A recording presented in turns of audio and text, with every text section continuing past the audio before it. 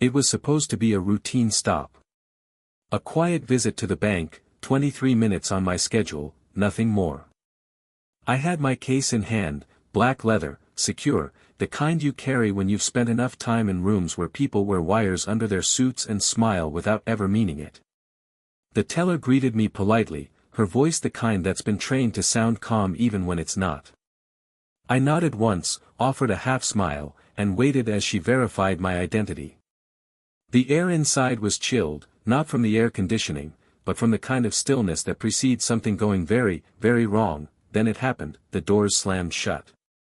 Not with the soft thud of security locks but with the brutal clang of steel hitting steel. Screams rose like sparks in dry grass. A man in a torn ski mask leapt onto the central desk, wielding a shotgun with the ease of someone who'd rehearsed the moment 100 times in a mirror. Two others moved with precision, herding customers and staff like cattle into a corner. I didn't move. Not because I wasn't afraid. But because I've seen what fear does when it controls your hands. One of them shouted, "Phones. Wallets. On the floor. Nobody tries to be a hero." A sentence scraped from the mouth of every desperate man who ever thought chaos would obey him. I tightened my grip on the case. They didn't recognize me at first. That was my advantage. No sunglasses. No entourage. Just another man in line, clean-shaven, quiet. Until one of them, the one with the eagle tattoo on his throat, turned toward me, and his eyes narrowed. "You," he started, stepping closer. "You look like," he didn't finish, because I had already pressed the button. That IT was hidden beneath the leather lining of the case. Not an ordinary panic button. No, this one went straight to a satellite signal that bounced to a private channel monitored by a very specific branch of the federal government. Not the police. Not even the Secret Service. This was deeper. I didn't know what kind of delay the signal would face, but I knew what it would trigger. 15 seconds later, a silent pulse reached Langley. 10 more, and the FBI's hostage rescue team was rolling. But none of that mattered if they didn't make it in time. The gunman stepped forward, yanked off my cap, and stared. Recognition is a dangerous thing when it hits a man who believes he's holding all the cards. "Holy, guys," he shouted to the others. "We got the former president in here." That was when everything changed. The fear in the room thickened like smoke. The robbers huddled near the vault, whispering, sweating. I could hear it. Plans unraveling. This wasn't about money anymore. Now it was headlines. It was power. And I was their leverage. They grabbed me, pulled me toward the back. I didn't resist. Not yet. You learn a few things after sitting through enough threat briefings in the Oval Office. You don't move until you know what you're moving toward. One of them, the youngest, paced in front of me. His hands trembled. "They're gonna kill us," he whispered, more to himself than to anyone else. "We need an exit. We need," another cut him off. "We've got Obama. You think they'll risk his life?" I stayed quiet. That it's a strange feeling, knowing your own life has become currency. I wasn't angry. I wasn't scared. Not in the way most would expect. I felt something else. A pressure in the chest that wasn't fear, exactly, it was history breathing down your neck, reminding you that everything you ever did led here. Then came the voice over the loudspeaker, "This is Special Agent Cooper with the FBI. We are aware of the situation. You are surrounded. No one needs to get hurt."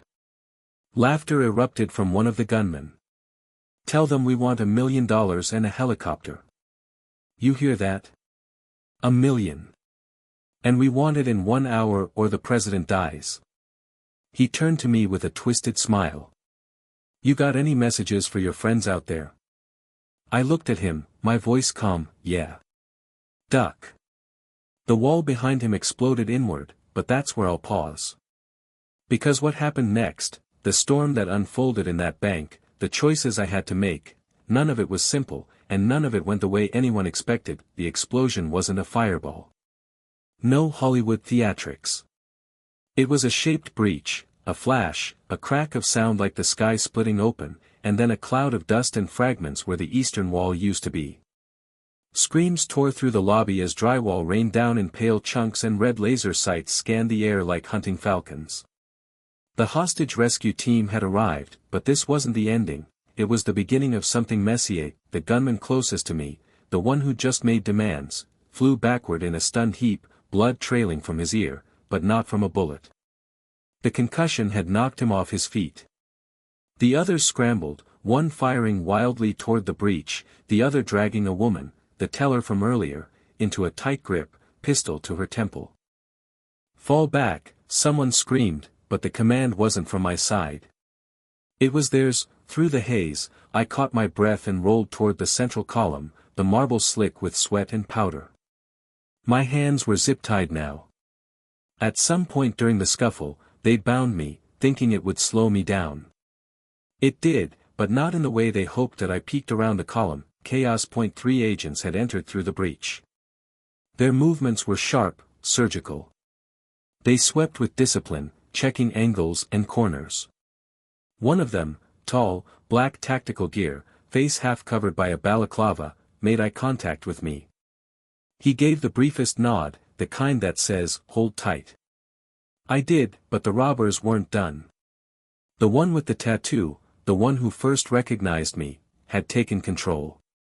He grabbed my shoulder, yanked me to my feet, and pressed the barrel of his weapon against my back. "No more hero moves, Mr. President," he hissed, the words sour with adrenaline. He pushed me forward, toward the vault, into the dark corridor that led deeper into the bank's skeleton. I didn't resist. Not yet. Every step I took was a calculation. That I knew the vault's layout. I'd been briefed years ago during a national security walkthrough. Not this exact bank, no, but the principles were the same. Narrow halls. Reinforced doors. One entrance. One exit. If they got us in there and sealed it, even the feds would be hard-pressed to retrieve us without breaking through a foot of steel. Behind me, the sounds of the lobby faded, replaced by the thump of my pulse in my ears and the clatter of a weapon stock against tile. He shoved me into the vault room. The third gunman was already there, the young one. He was pale, jittery, staring at a duffel bag half filled with bills. It looked almost comedic.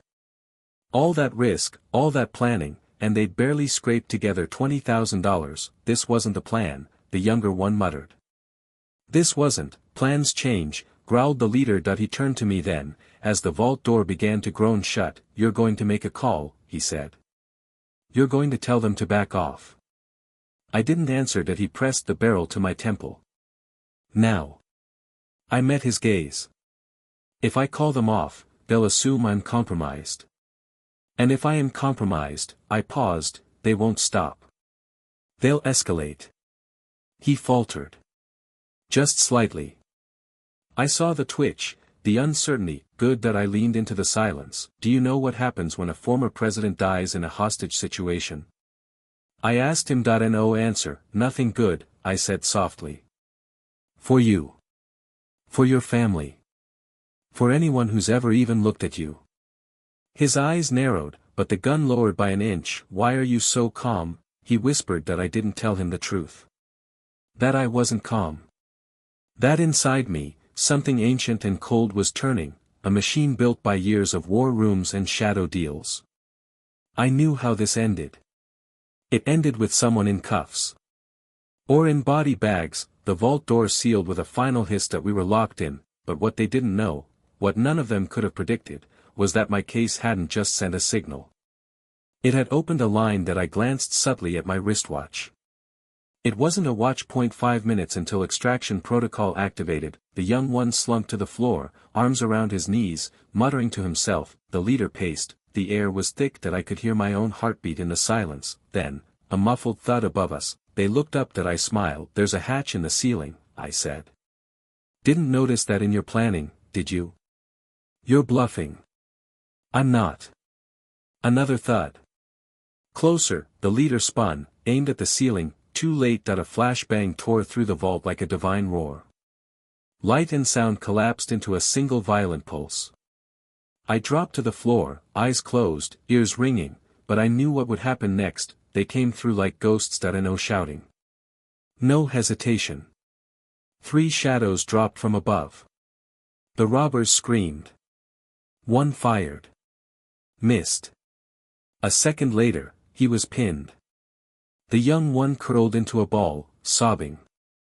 And the leader, the one who thought he had me, tried to grab me again. That I rolled, hooked my foot behind his knee, and pulled. That he hit the floor hard. A knee on his back.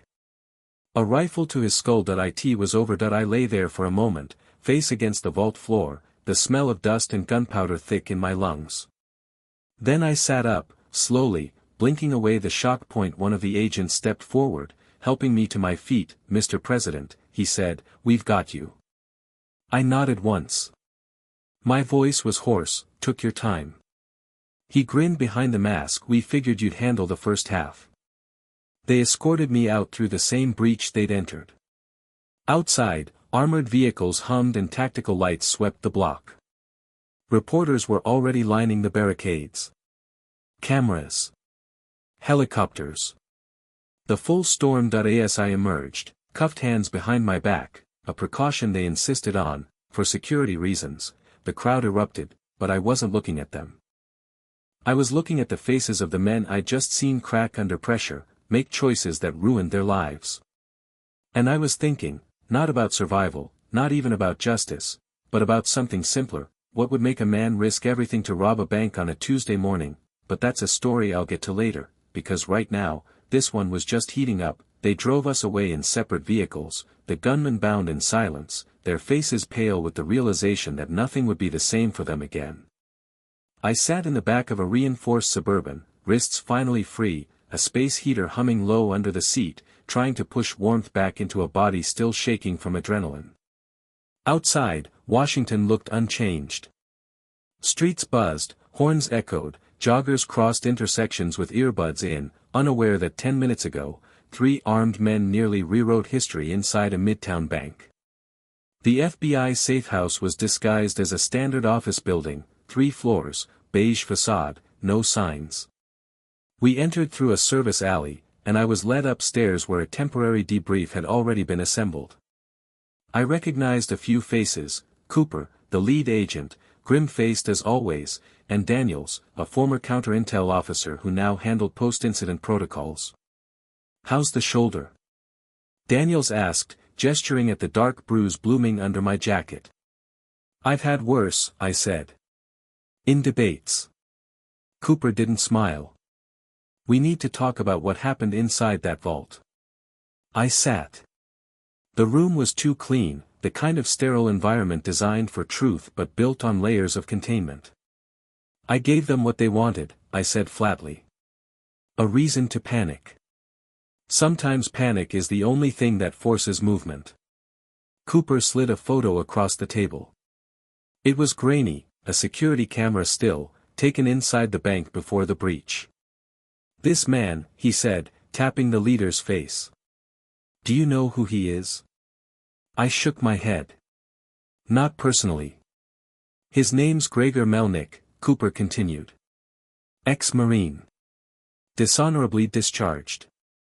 For years off the grid, reappears in DC 3 days ago. But here's the catch, he didn't come alone. And the others weren't just strays." I leaned forward. "You think this wasn't just a robbery?" "We know it wasn't." 23 minutes before the bank was hit, Gregor was spotted at a coffee shop 4 blocks south. He left behind a burner phone. That phone had an encrypted message sent to a location in rural Virginia, a location connected to a storage facility leased by a shell company we've had eyes on since 2019. That was when it clicked. The robbery was a distraction. "Or a test," Cooper said. "We pulled that vault open because of you, but the way they moved, the tactics, the retreat paths, that wasn't desperation. That was rehearsal." I exhaled slowly. The vault. The zip ties. The fake panic. "You're saying they didn't come for money." "We're saying they didn't come for you either," Daniels added. "You just gave them an unexpected bonus, a bargaining chip they didn't know they'd have until it was too late." I stood, walking to the window. From here I could see the river in the distance, calm, indifferent. It always struck me how water never cared who bled near its banks. "So what's next?" I asked. "We traced the source," Cooper said. "We've already deployed cyber ops to decrypt the signal chain, but if this was a probe, the real attack hasn't happened yet. We need you off the radar for 72 hours. Minimum." I turned back. "You want me to disappear?" "No," Cooper said. "We want you to vanish. There's a difference." That night, I was flown by helicopter to an undisclosed cabin in the Shenandoah wilderness. No signals, no service, just trees tall enough to hide ghosts and a generator that growled every 3 hours like a restless dog. I had a radio with one frequency. Channel 7. I wasn't supposed to use it unless something felt off. Funny thing about survival, after a while, everything feels off. The first night passed in silence, save for the wind rattling the tin gutters and the creak of the floorboards like the house itself was holding its breath.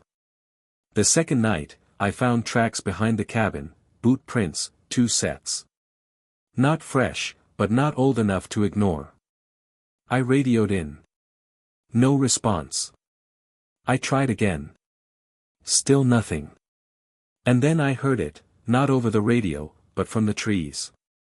A single metallic click, the kind you only hear when someone forgets to turn the safety back on. I didn't freeze. I moved. Fast. Training is funny that way, even years after leaving office, the body remembers what the mind forgets. I slipped through the back window, rolled behind the woodpile, and waited. Shadows moved near the tree line. 2 figures. No voices. Just the deliberate silence of men with purpose. I had no weapon. But I had the terrain. I moved through the underbrush until I circled behind them. Caught a glimpse of a shoulder patch, not FBI. Not military. Private. They were mercenaries. I didn't need a file to tell me that. What I didn't know was who had sent them, or why. But as I crouched there, watching them scan the cabin, one thing was certain. The bank had been the opening act. This was the encore. They moved toward the cabin with surgical precision, 2 shadows gliding across the damp earth, one flanking left, the other cutting a slow path toward the door as if the house might wake up and scream. I kept low, breath shallow, watching through the bramble. My body ached from the position, but adrenaline dulled the edges. There was no doubt anymore, this wasn't about a botched robbery, or random chaos. Someone out there wanted silence. Permanent silence. And they thought I'd gone soft. Wrong decade. The first man reached the porch. I recognized the way he moved, ex-military, possibly Eastern European. Short burst movements. Head on a swivel. His partner circled to the back, near the generator. I counted 3 heartbeats. Then I moved and I crept down the slope behind them, looping around the west side of the cabin until I reached the tool shed I'd noticed the day before. It was padlocked, but wood, like everything else out here, has its weakness. A loose hinge, a rotten panel. I pushed gently. The door groaned, then cracked open just enough. Inside, a rusted shovel, rope, oil can, and one thing I didn't expect, an old crossbow, hunting grade, with a cracked string and 1 bolt still fitted. I stared at it. Unreliable. Slow. But silent that I didn't need to win a war. I just needed to outlast the hour. They entered the cabin minutes later. I heard the door creak. Heard their boots crunch glass from the frame I'd broken escaping earlier. One of them swore under his breath. They were frustrated. Good. Confusion makes people reckless. I watched through the trees as their silhouettes passed the window. One swept a flashlight through the kitchen, the beam bouncing off a tin kettle. The other was slower, methodical, scanning for signs.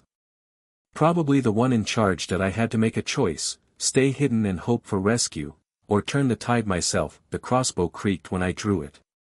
Loud. Too loud. The string protested with a groan like an old man's knees. If they heard it, they didn't show it. I circled wide, placing myself downhill from the rear entrance, just beyond the edge of the tree line. Then I picked up a rock and hurled it into the woods to the north. That it worked. Point one of them broke from formation, moving toward the noise, gun raised. As he passed me, I stepped out of the dark and fired. The bolt struck low, into the thigh, not fatal, but enough to drop him. He screamed, sharp and raw. His partner turned instantly, and I dove back behind cover. I heard him bark a name, Yuri. And then gunfire sprayed into the trees, wild, blind. I stayed low, heart thudding, pulse a hammer behind my eyes. That he dragged the wounded one toward the porch, muttering in Russian, panicked now. I didn't wait. I bolted, up the ridge, through the underbrush, and toward the old ranger tower I'd seen during recon. It was about half a mile northeast, mostly collapsed, but if I reached it, I could gain height. Advantage. Branches tore at my arms. My breath came in bursts. I reached the tower just as dawn began to gray the sky, soft and ominous. I climbed what was left of the staircase, every step groaning beneath me, and flattened against the railing. From there, I saw them, the second man helping his partner to the truck parked near the road. They hadn't seen me. They were leaving. Or so I thought. The engine started, then cut. The passenger door opened. The uninjured man stepped out and lit a flare, bright red against the forest gloom. A signal. My gut turned cold. That's when I heard it, helicopter blades. Distant at first. Then louder. Closer, backup. Not mine. That I had maybe 60 seconds before things turned irreversible. My radio crackled, dead until now. Eagle Actual, this is Cooper. Do you copy? I pressed the button hard. Loud and clear. Asset location confirmed. We've got a drone overhead. Hostiles inbound. Hold position. QRF is 6 minutes out. Too late, I said. They've got air. Static. Then, do not engage. Repeat, do not engage.